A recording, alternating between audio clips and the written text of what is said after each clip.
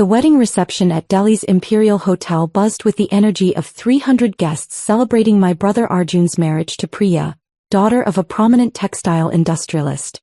I sat alone at table 12, relegated to the back corner with distant cousins and family friends nobody quite remembered inviting. Maya, could you help with the gift table? My sister-in-law Neha appeared beside my chair, her voice carrying the particular tone reserved for assigning tasks to people considered useful but unimportant. Some of the older guests need assistance finding their seats. I glanced at my untouched dinner plate, noting the irony of being asked to help guests find seats while sitting at the table everyone hoped guests would avoid. Of course. The gift table overflowed with elaborate presentations from Arjun's business associates, Priya's social circle, and various family members who competed to demonstrate their prosperity through increasingly expensive offerings. My own gift, a custom software system for managing their new import business, sat modestly wrapped beside diamond jewelry and luxury vacation packages. Maya's always been helpful with the practical stuff, I heard Mom explaining to Mrs. Sharma, Priya's aunt, as they passed my table. Not much for the social aspects, but very reliable for behind-the-scenes work. Behind-the-scenes work.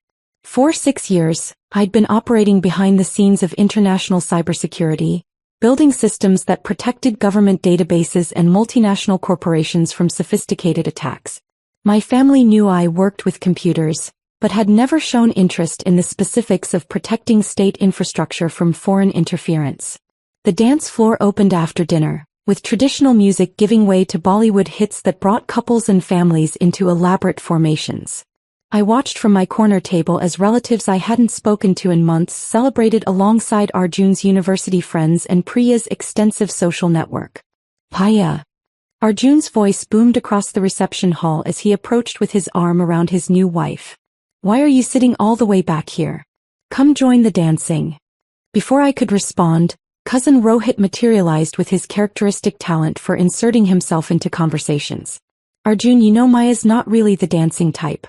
She's more comfortable with technical stuff than social activities. Technical stuff. As if my work designing encryption protocols for parliamentary communications was equivalent to troubleshooting printer problems. Plus, added Priya's friend Kavita with the casual cruelty of someone accustomed to social hierarchies, the dance floor's pretty crowded with couples. It might be awkward for singles to navigate. The dismissal was polite but absolute. I was being categorized as someone who didn't belong in the celebration's main activities, relegated to observation rather than participation. I'm fine here, I said, saving everyone the discomfort of more elaborate explanations. Arjun looked relieved that I'd accepted my exclusion gracefully. Well, if you change your mind. They drifted back toward the dance floor, leaving me with the distant cousins and elderly aunts who comprised Table 12's collection of social afterthoughts. At 9:30 p.m. I noticed the shift. Subtle changes in the hotel's atmosphere that most guests missed but that I'd been trained to recognize through years of security briefings. Additional staff appeared near entrances, their movements coordinated with the precision of professionals rather than hospitality workers. The hotel's communications manager spoke quietly into a discreet earpiece while scanning the crowd with practiced attention. Security detail. High-level protection that extended beyond the hotel's standard protocols. My phone buzzed with a text from an unknown number. Dr. Chen, please remain in the reception area. Important visitor arriving momentarily. Dr. Chen. Only a few people knew about the doctoral degree in cybersecurity I'd completed through distance learning while building my consulting practice. Fewer still had access to my personal phone number and the authority to make such requests. I glanced around the reception hall, noting how normal everything appeared to guests focused on music and celebration. No one else seemed aware that the evening was about to change dramatically.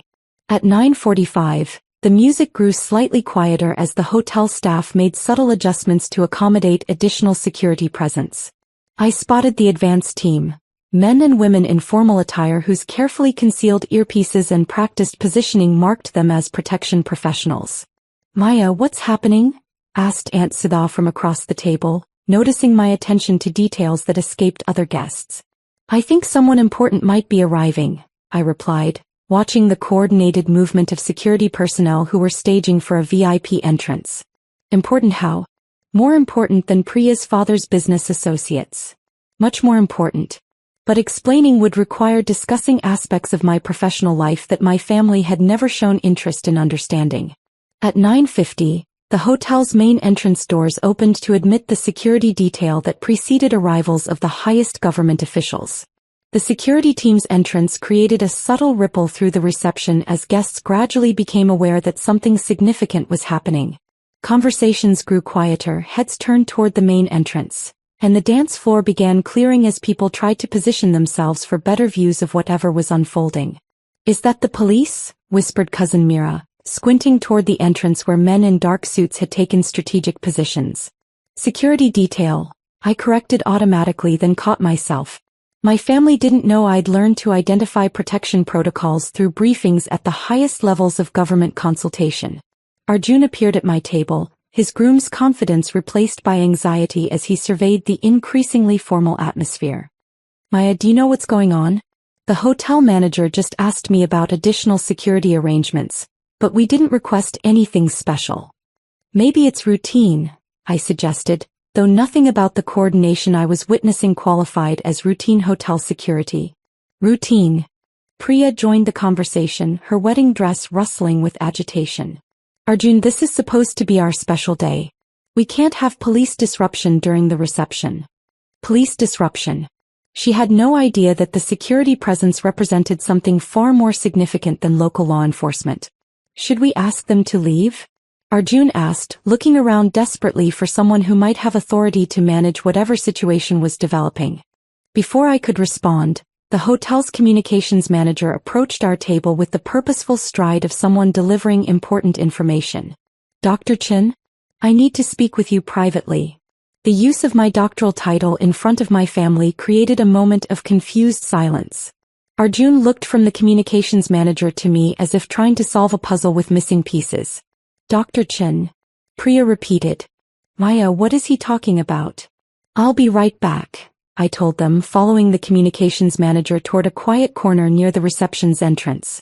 "Ma'am, the Prime Minister's advance team has requested that you remain available for a brief meeting. He's arriving momentarily and specifically asked to speak with you." The Prime Minister. I felt my stomach tighten with the familiar anxiety that preceded high-level consultations, even though this was supposed to be my brother's wedding reception rather than a government briefing. "Did he say why?" "Something about the Parliamentary Communications Project, ma'am. He mentioned wanting to discuss your recent recommendations about infrastructure security." My recent recommendations had been submitted through official channels 3 days ago, outlining critical vulnerabilities in the government's digital communications systems. I hadn't expected a response during family celebrations. "How long will this take?" 15 minutes at most, ma'am. The Prime Minister is on a tight schedule, but he specifically requested this meeting when he learned you'd be here tonight. I glanced back toward table 12, where my family had gathered in an animated discussion about the mysterious security presence and my equally mysterious conversation with hotel management. "Paya." Arjun's voice carried across the reception space. "What's happening? Who wants to meet with you?" The entire wedding party was staring in my direction now, their confusion evident as they tried to reconcile their assumptions about my insignificance with the obvious importance of whatever was developing. "I'll explain everything in a few minutes," I called back, though explaining would require revealing aspects of my professional life that would fundamentally alter how my family understood my place in the world. At exactly 10 p.m., the Prime Minister's motorcade arrived outside the Imperial Hotel. Through the floor-to-ceiling windows, I could see the coordinated movement of vehicles that preceded the arrival of India's highest elected official. The reception guests had noticed the external activity by now, with many crowding near windows to catch glimpses of the motorcade's impressive security presence. The music had stopped entirely, replaced by hushed conversations and speculation about why the Prime Minister might be visiting a private wedding reception. "Maya," the communications manager returned to my side, "he's ready to meet with you now." As I walked toward the hotel's private conference room where the meeting would take place, I passed my family's table. Mom sat with her mouth slightly open, Dad looked like he was trying to solve a complex medical diagnosis, and Arjun stared at me as if seeing a stranger wearing his sister's face. "Dr. Chin," the Prime Minister's security chief greeted me outside the conference room. "Thank you for making yourself available tonight." Through the reception hall speakers, I heard the DJ trying to restore normal wedding atmosphere, but the music sounded hollow against the backdrop of my family's growing realization that everything they thought they knew about me was about to change. The conference room door opened to reveal Prime Minister Rajesh Gupta seated at the polished table where, under normal circumstances, hotel executives might discuss catering arrangements. Tonight, it had been transformed into a secure meeting space with communication equipment that allowed encrypted discussions with government officials worldwide. Dr. Chin, thank you for meeting with me on such short notice, the Prime Minister said, rising to shake my hand. I apologize for interrupting your family celebration, but your recent security assessment requires immediate discussion.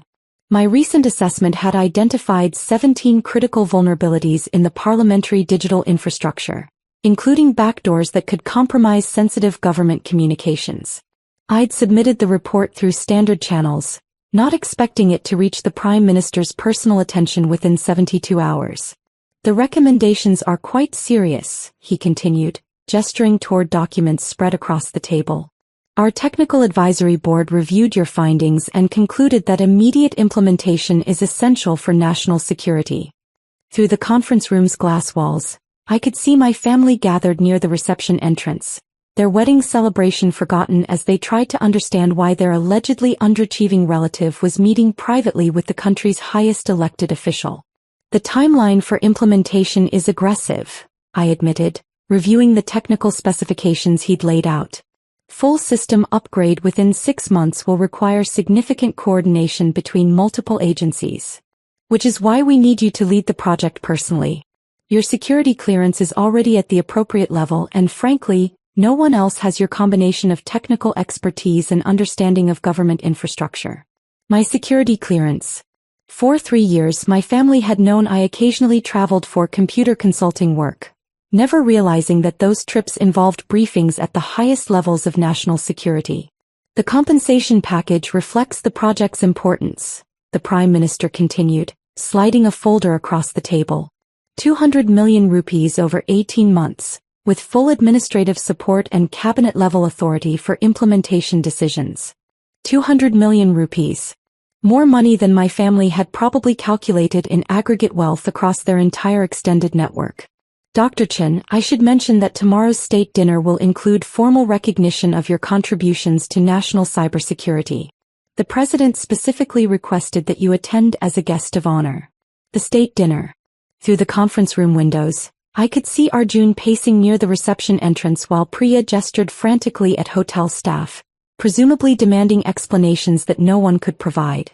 I'll need to coordinate with my current consulting clients, I said, though most of my clients were government agencies that would understand the priority of national infrastructure projects.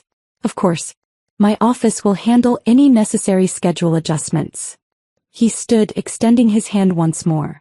Dr. Chin, your work has already prevented several potential security breaches that could have compromised sensitive government operations. The country owes you a significant debt. As the meeting concluded and security personnel prepared for the Prime Minister's departure, I realized that my family's wedding reception had become the setting for a revelation that would permanently alter their understanding of my professional significance.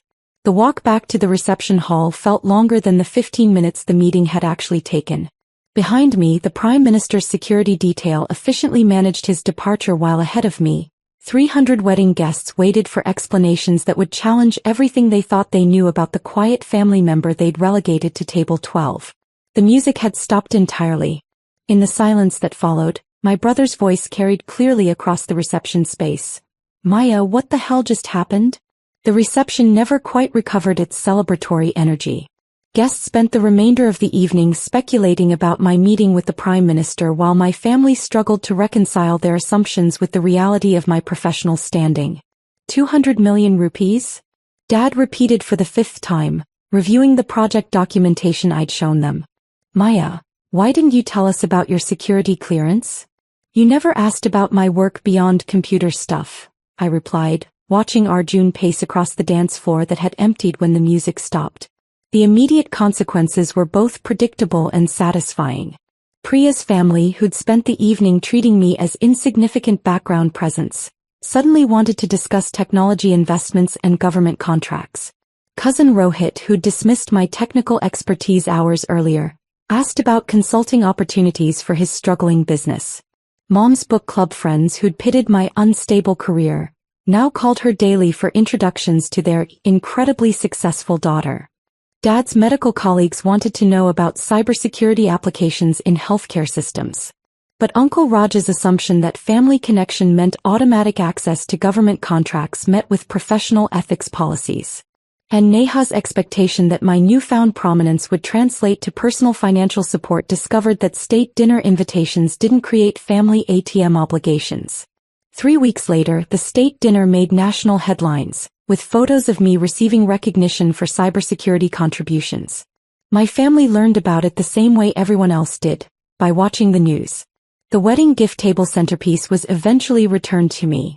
The custom software system they'd assumed was a modest offering now seemed appropriately significant for someone who designed security protocols for parliamentary communications. Sometimes the most powerful position is the one that operates entirely behind the scenes.